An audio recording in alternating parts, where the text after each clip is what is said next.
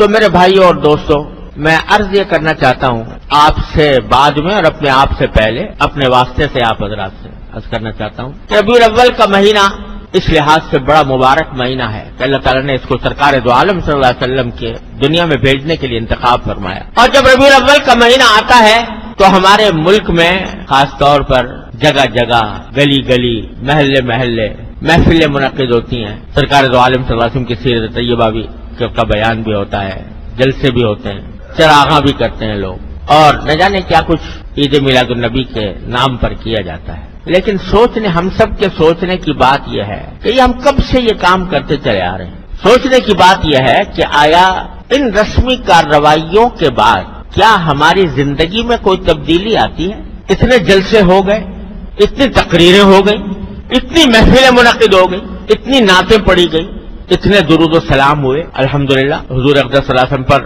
ایک مرتبہ درود شریف کوئی بھیج دے تو اللہ تعالیٰ اس کے اوپر 10 رحمتیں نازل فرماتے ہیں. اللہ تبارک و تعالیٰ ہم سب کو توفیق عطا فرمائے. لیکن سوال یہ ہے کہ یہ سب کچھ ہونے کے بعد کیا ہماری زندگی میں کوئی تبدیلی آتی ہے؟ کیا ایسا ہوتا ہے کہ ان کارروائیوں سے پہلے ہم کسی سنت سے محروم تھے اور اب ان کارروائیوں کے بعد کسی سنت پر عمل کرنے کی توفیق ہو گئی؟ اگر اس سوال کا جواب ہم اپنے گریبانوں میں منہ ڈال کر دیکھیں تو بظاہر اکثر و بیشتر اس کا جواب نفی ہی میں ملے گا. جس ڈھب پر زندگی پہلے چل رہی تھی اب بھی چلتی ہے. پہیا جس طرح گھوم رہا تھا اب بھی گھوم رہا ہے. پہلے اگر سرکار دو عالم صلی اللہ علیہ وسلم کی سنتوں کی اتباع کی فکر نہیں تھی اب بھی نہیں. تو بتائیے کہ آیا اس بات سے سرکار دو عالم صلی اللہ علیہ وسلم خوش ہوں گے کہ میری امت کے لوگوں نے میری تعریفیں تو بہت کر لی، لیکن کیا میں جس کام کے لیے آیا تھا اور جو پیغام میں لے کر آیا تھا، جو سنتیں میں نے وضع کی تھی، ان کے اوپر عمل میں کیا صورتحال پیدا، اس پر عمل کی طرف دھیان نہیں، تو کیا اس سے خوشی ہوگی سرکار دو عالم صلی اللہ علیہ وسلم؟ کیا آپ دنیا میں اسے تشریف لائے تھے کہ آپ کی تعریف میں قصیدے پڑھے جائیں؟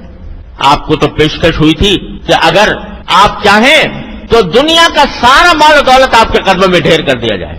اگر آپ چاہیں، سردار بننا چاہیں، تو ہم سب متفقہ طور پر آپ کو سردار بنانے کے لیے تیار ہیں. اگر آپ کو حسن و جمال کی خواہش ہے تو دنیا کا منتخب حسن و جمال آپ کی خدمت میں پیش کر دیا جائے. ساری پیشکش کر دی گئی تھی، مگر آپ اپنے اس پیغام سے، اپنی اس تعلیم سے باز آ جائیں. سرکار دو عالم صلی اللہ علیہ وسلم جواب میں کیا فرمایا تھا کہ اگر میرے ایک ہاتھ میں آفتاب اور ایک ہاتھ میں مہتاب بھی دے دو گے تو میں اپنے اس دین کی اس تبلیغ سے باز نہیں آ سکتا. سرکار دو عالم صلی اللہ علیہ وسلم اگر محض تعریف ہی کرانی ہوتی تو وہ اس وقت پیغام قبول کر لیتے. تو ہم سب کے سوچنے کی بات یہ ہے کہ آیا ان ربیع الاول کے مہینے کے آنے کے بعد ہم سرکار دو عالم صلی اللہ علیہ وسلم کی تعلیمات پر عمل میں کوئی ہمارے ترقی ہوتی ہے؟ بلکہ افسوسناک بات یہ ہے کہ حضور اقدس صلی اللہ علیہ وسلم کی سیرت طیبہ کے نام پر ہم وہ کام کرتے ہیں جو سرکار دو عالم صلی اللہ علیہ وسلم نے جن کی ممانعت فرمائی، جو ناجائز قرار دیے، جو شریعت میں ناجائز. سیرت النبی کا جلسہ ہو رہا ہے اور اس کے اندر نمازیں فوت ہو رہی، اس کے انتظام میں، جلسے کے انتظام میں، جلوس کے انتظام میں نمازیں جا رہی ہیں. وہ نماز جو بستر مرگ پر بھی معاف نہیں ہے، وہ نماز چھوٹ رہی ہے، جماعت چھوٹ رہی ہے.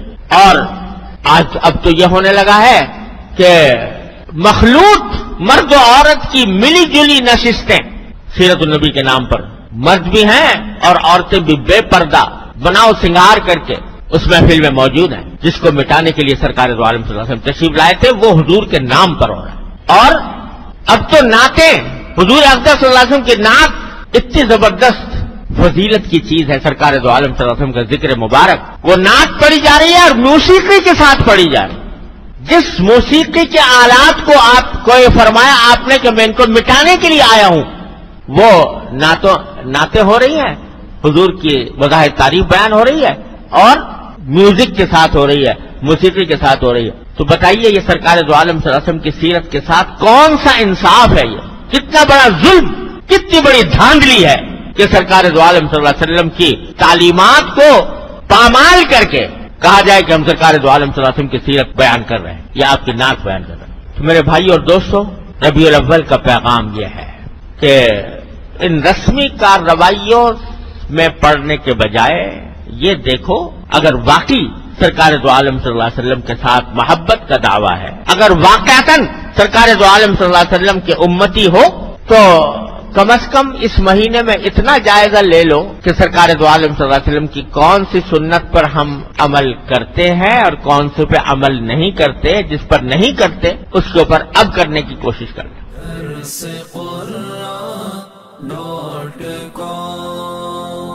www.darsequran.com